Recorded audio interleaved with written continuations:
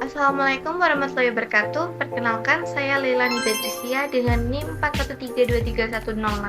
Saya Yulia Setiagraini dengan NIM 4132316067. Saya Pritika Rizka Rajim dengan NIM 4132316068. Di sini, kami akan menjelaskan mengenai praktikum fisika radiasi yang membahas tentang menentukan koefisien atenuasi bahan dengan simulasi RATLAB. Tujuan dilakukannya praktikum ini adalah untuk menganalisis koefisien atenuasi suatu bahan dengan detektor Geiger-Müller. Selanjutnya ada dasar teori. Tujuan dari memakai shielding atau perisai ini untuk melindungi pekerja dari bahaya radiasi penggunaan zat radioaktif atau lainnya. Cara ini membuat pekerja radiasi aman dengan jarak yang tidak terlalu jauh dari sumber radiasi serta tidak melebihi dosis yang ditetapkan.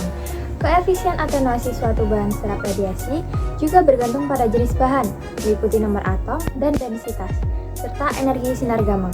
Proses atenuasi sinar gamma yang berinteraksi dengan perisai radiasi mengikuti fungsi eksponensial sesuai persamaan yang pertama, yakni I sama dengan I0 eksponensial minus mu kali X. Alat dan bahan yang dibutuhkan yang pertama, laptop, yang kedua, software RATLAB. Software RATLAB ini meliputi sumber radioaktif Cu60 dan Cs137, high voltage, preamplifier, amplifier, counter, dan lempeng aluminium. Baik, saat ini kita memasuki langkah kerja, di mana kita klik file RATLAB dan masuki aplikasi tersebut. Jangan lupa untuk masukkan username dan password sesuai di modul. Jadi jangan lupa untuk klik silang dan perbesar langkah kerja, kemudian klik administration dan create eksperimen. Klik gamma eksperimen dan memilih sumber radioaktif Cu60 dan Cs137.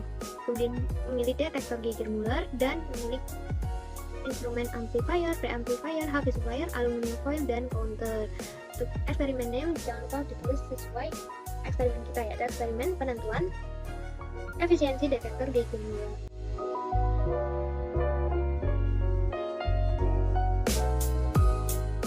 Kemudian eksperimen sheet kita tulis dengan tujuan yaitu menganalisis koefisien atenuasi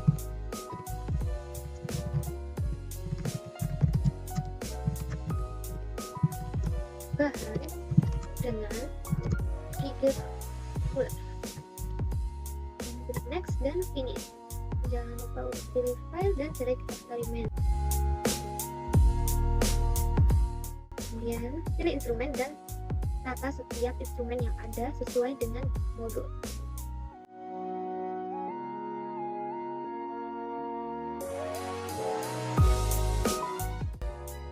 Pasangkan kabel setiap instrumen.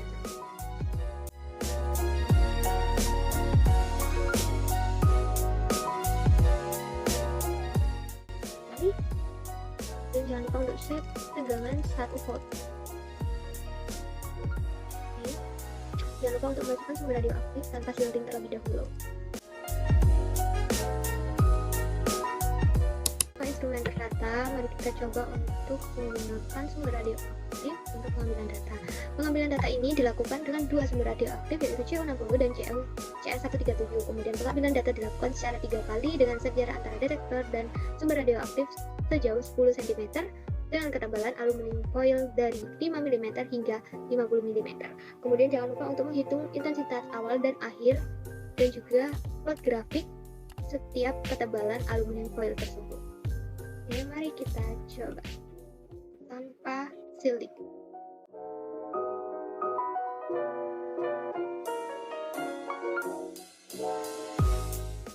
Jangan lupa untuk pengambilan data secara 3 kali. Kemudian rata-ratakan setiap pengambilan data dengan sumber radioaktif yang berbeda.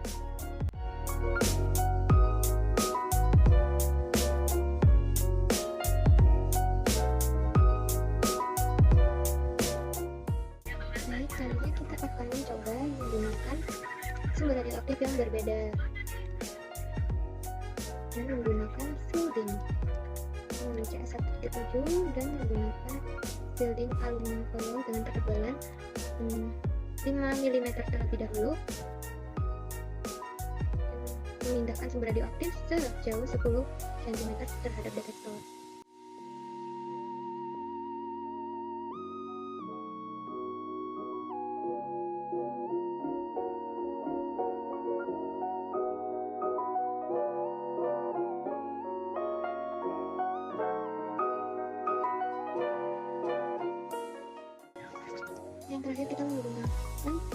ketebalan aluminium foil sebagai 5 mm.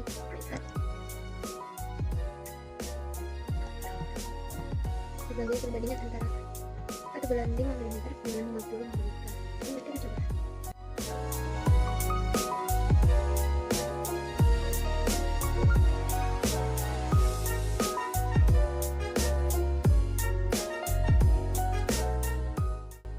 Pengambilan data hingga sumber radioaktif yang digunakan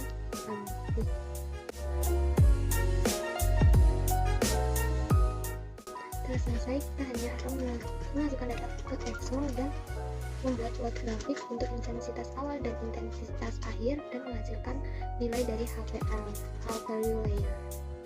Kita beralih pada data hasil pengamatan yang telah kami lakukan pada praktikum modul 5, di mana kita melakukan dua pengukuran, yaitu tanpa shielding dan dengan shielding. Yaitu shielding yang kita gunakan adalah aluminium foil, di mana kita melakukan 3 kali pengukuran sehingga didapatkan rata-rata sumber radioaktif tersebut, di mana kita mengukur sumber radioaktif tanpa shielding CO60 dan Ca137 didapatkan hasil rata-rata 6072 dan 2376. Kemudian kita mengukur sumber radioaktif menggunakan ketebalan aluminium foil dengan kelipatan 5 dari 5 mm hingga 50 mm. Kemudian dilakukan 3 kali pengukuran seperti tanpa shielding tersebut dan didapatkan hasil rata-rata. Bisa dilihat data hasil rata-rata yang telah kami lakukan pada praktikum modul 5 ini. Setelah mengetahui dari rata-rata tanpa shielding tersebut, kita telah mengetahui intensitas awal, di mana intensitas awal tersebut akan dibagi oleh intensitas akhir sehingga didapatkan lens yang digunakan untuk menemukan HVL nantinya. Dapat disimak pada tabel berikut ini, yaitu CO60 mendapatkan lens 0,05 hingga 0,925, sedangkan Ca137 mendapatkan mu atau lens 0,098 hingga 0,241. Kemudian didapatkan grafik CO60 seperti pada gambar berikut dan mendapatkan Y square 0,0137 X plus 2,1097 dengan R square 0,4128. Sedangkan Ca137 didapatkan grafik Y square 0,0024 X plus 1,2011 sehingga didapatkan R square 0,2938. Baik, kita beralih pada HVL, Half Value Layer, di mana kita menggunakan rumus Ln 2 atau sama dengan 0,693 per mu. Mu adalah hasil dari intensitas awal dibagi intensitas akhir tersebut, di mana kita bisa mendapatkan nilai HVL dari pembagian Ln 2 atau 0,693 dibagi dari mu setiap intensitas yang didapatkan. Baik, dapat dilihat pada gambar berikut ini. Terima kasih. Untuk mengetahui bagaimana cara memperoleh cacahan radiasi, dapat dilakukan dengan cara membagi intensitas paparan setelah melewati penahan setebal X dengan intensitas tanpa penahan serta koefisien atenuasi bahan penahan. Sedangkan untuk menentukan plot grafik, digunakan cara menghitung I0 dan I, kemudian hasil yang didapat berupa ln digunakan sebagai acuan grafik pada percobaan yang telah dilakukan. Setelah melakukan percobaan tadi, dapat ditarik kesimpulan bahwa terdapat beberapa kemungkinan yang akan terjadi apabila shielding yang digunakan bukan aluminium, melainkan timbal. Yang pertama, penggunaan timbal sebagai shielding dapat membantu mengurangi pengaruh radiasi. Yang kedua, timbal dapat memberi perlindungan yang efektif terhadap radiasi. Akan tetapi, ketebalannya juga harus disesuaikan dengan radiasinya. Untuk melakukan percobaan praktikum tadi, kami menyarankan kalian harus menguasai konsep dan cara kerja eksperimen. Tidak hanya itu, kalian juga memperhatikan dan mencatat setiap cacahan yang dihasilkan. Dan yang paling penting, kalian harus teliti dalam melakukan pengulangan hasil data agar datanya tidak salah. Baik, sekian dari kami. Semoga penjelasan yang kami sampaikan tadi dapat diterima dengan baik dan kurang lebihnya mohon maaf. Wassalamualaikum warahmatullahi wabarakatuh.